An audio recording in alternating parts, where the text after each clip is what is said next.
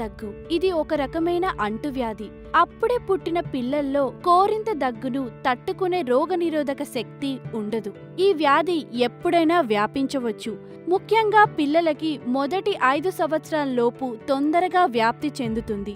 ఈ సమయంలో వ్యాపించడం ప్రాణాంతకం కూడా. అయితే ఈ వ్యాధి నివారణ కోసం మనం ఎక్కువగా కంగారు పడనవసరం లేదు. ఎందుకంటే మన వంటగదిలో రోజూ వాడే పదార్థాలతోనే ఈ వ్యాధిని నివారించుకోవచ్చు. అందులో మొదటిది వెల్లుల్లి. వెల్లుల్లి రసాన్ని 5 చుక్కల చొప్పున రోజుకు 3 పూటలు తీసుకుంటే కోరింత దగ్గు నయమవుతుంది. రెండవది అల్లం. 1 చెంచాడు స్వచ్ఛమైన అల్లం జ్యూస్ని 1 కప్పు మెంతులు కషాయంలో కలిపి రుచి కోసం అవసరమైతే తేనె కూడా కలిపి త్రాగితే కోరింత దగ్గు నయమవుతుంది. మూడవది ముల్లంగి. స్వచ్ఛమైన ముల్లంగి, తేనె మరియు రాక్ సాల్ట్లను సమపాలలో కలిపి జ్యూస్ చేసి రోజుకు 3 సార్లు సేవిస్తే కోరింత దగ్గు నుండి బయటపడవచ్చు.